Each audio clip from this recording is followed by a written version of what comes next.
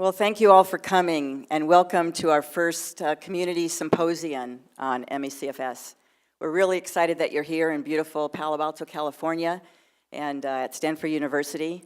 And we actually have a full house, almost 300 attendees. And all around the world, we have people watching, at least 1,500 people live streaming in today. We're really excited that you're all here from everywhere around the world. So thank you very much. And we're also having a video. It'll be on YouTube in a bit, and a DVD for those of you who need to watch it at your own pace later. But thank you all for coming, and thank you for tuning in. Today you're going to hear from an esteemed panel of speakers regarding the current knowledge of the molecular basis of ME/CFS. They've come from all over. We have scientists here from the US, all over the US, Australia, Sweden, Canada, and we have a number of scientists and researchers in the audience, and we really appreciate you coming and the clinicians who have joined us today as well. I'm Linda Tannenbaum. I started Open Medicine Foundation with a dream to facilitate and fund research for all of the same mission that we all have, which is to find a diagnostic tool, to find effective treatments for a cure, and ultimate prevention.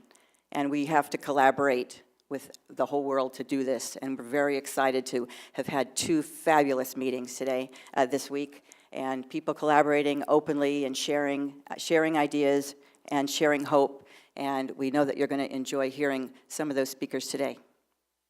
The dream that we had was a reality, getting everybody together, and open collaboration is the way to go. So we hope that the progress today gives you hope, as it does for me personally. I'd like to personally thank and introduce Ashley Hogan, who's our event organizer, who's planned this, every detail of our logistics in a fabulous conference this week. So thank you very much, Ashley.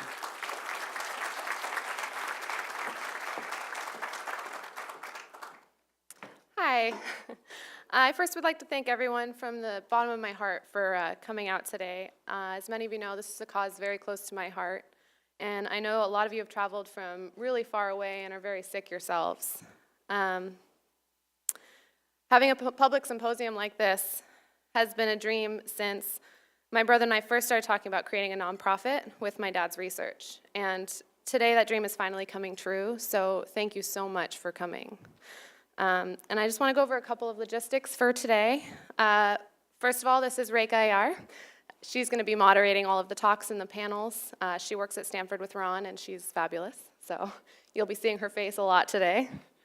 A bell will be rung 5 minutes before all of the breaks. So when you hear that dinging chime that you saw Rekha running around with, just means to start making your way in and take your seat so we can start on time.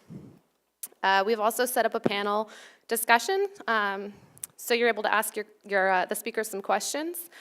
There will be one in the morning right before lunch for the morning speakers, and there'll be another one in the afternoon for all of the afternoon speakers.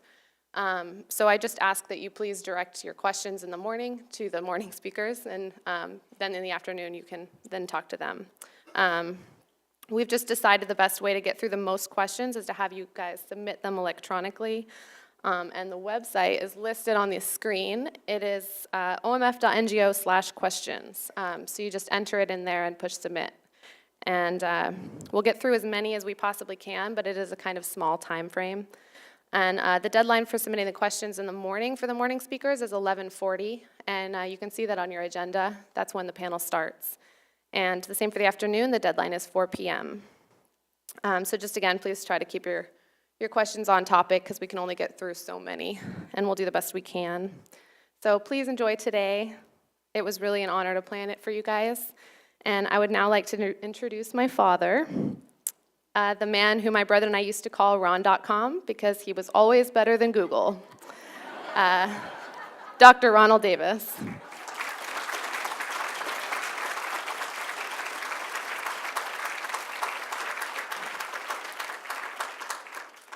Well, thank you for coming. It actually helps to be present if you're able to do that, because it shows to scientists that you're really interested in, and to some extent you're desperate, because I know I am. And so I really appreciate you being here, and I really appreciate the people that have come in online. And we're trying to get this out to as many people as possible, so we're trying to every possible thing. And of course, I'm a scientist, and have scientists around me, and even my daughter is a scientist and thinking. And so we always do experiments. So some of the things we're doing here is experimental, like submitting the questions on the web. So we will, as an experiment, see how it works. And if it doesn't work, we'll change it. So anyway, there'll be some new things here that is happening, and they're all experiments. I'm a little tired because we've had 2 pretty intense days of scientific talk, giving data, but also a lot of discussion, probably as much discussion as actually talking. And I'm excited about it because I brought together the people that I've known scientifically for a long time, and they're not only good scientists, but I call them out-of-the-box thinkers. They can confront some new idea and not just instantly dismiss it, but say, oh, I'll think about that. Pardon? Okay. Just get a little closer. I think I just have to get a little closer. Thank you.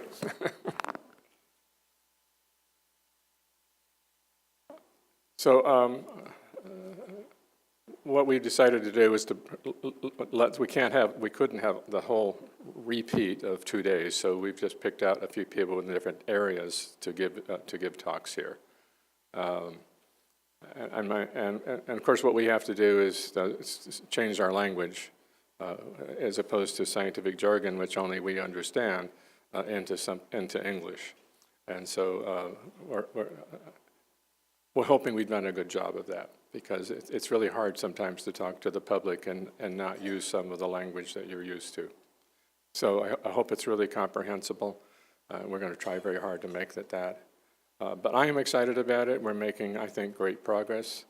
One thing that I think people have to understand is that there's the time interval between doing research and getting it published is a very long interval. And it has to do with the system hasn't really changed very much. It's slow. So in some cases, we have done work in 3 months, and it's actually taken 2 years to get it published. And so that's why we're going to try other ways to communicate. That's why I'm doing videos and things like that.